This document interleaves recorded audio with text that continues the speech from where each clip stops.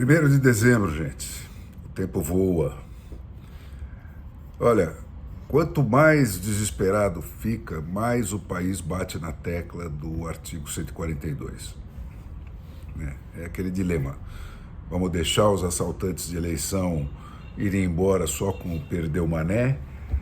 Ou vamos balear esse cara enquanto ele tenta fugir com aquilo que roubou?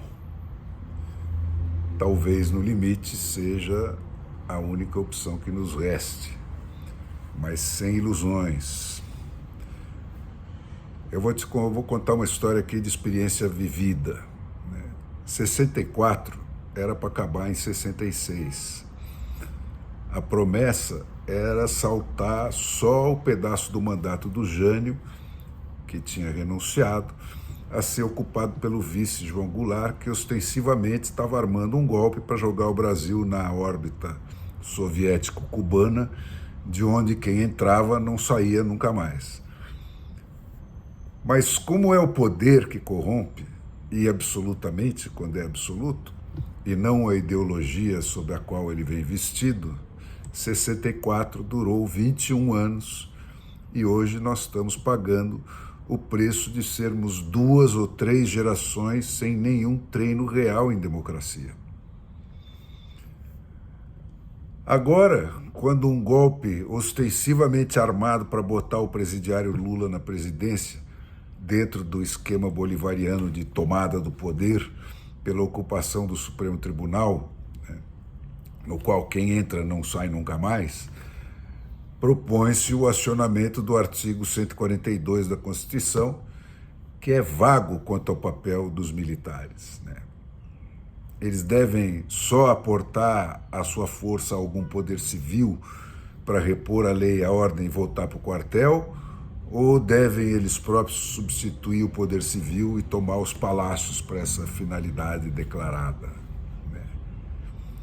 E feito isso, quando e como os militares devolvem o poder aos civis?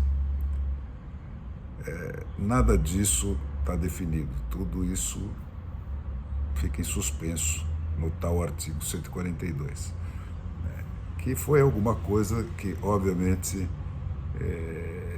foi escrita para nunca ser praticada, vamos dizer assim.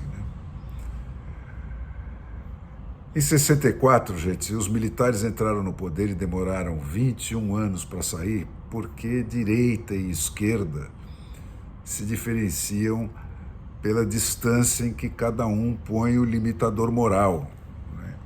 Mas os dois são feitos do material humano, que é bem fraco, bem fraco. E é a mesma coisa que acontece com quem caça o poder pelo caminho do dinheiro. Uns caçam pelo caminho da política, outros pelo caminho do dinheiro. E uns não põem limite nenhum nessa caçada. Dizem que os fins justificam os meios e os fins deles são notória e indiscutivelmente divinos. Isso já foi divino mesmo lá, quando era a igreja que dizia isso. Depois, quando a igreja virou leiga, é divino por outra razão, mas é sempre a mesma merda. E os outros se põem algum limite moral, que por mais baixo e fluido que seja, sempre os coloca em desvantagem em relação a quem não põe limite nenhum, seja na caçada do poder pela política, seja na caçada pelo dinheiro. E isso faz uns mais eficientes que os outros em matéria de acumulação do bem procurado. Mas é só isso. No resto, é tudo o pobre, o falível material humano. Poder, gente, é desfrute de privilégio. E desfrute de privilégio é droga que vicia na primeira experimentação. E esse dado da equação, salvo as exceções raríssimas que confirmam a regra, não se altera quando quem faz a experiência é da esquerda ou da direita, e mesmo se o privilégio é muito ou é pouco.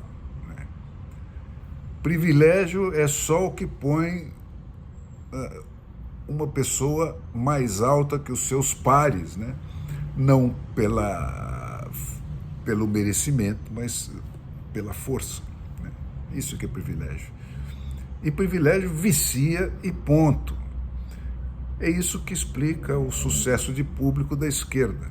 Como ela não põe limite nenhum, ela compra mais gente porque é mais eficiente em matéria de conquista de poder e, portanto, em matéria de distribuição de privilégio. Mas experimentada a droga, ela vicia todas as partes e derruba até aquelas barreiras morais que os outros, na largada, se impõem. Isso eu estou falando de história, né, de realidade acontecida e não imaginada. Então, gente, todo cuidado é pouco, né? A história realmente se repete como farsa.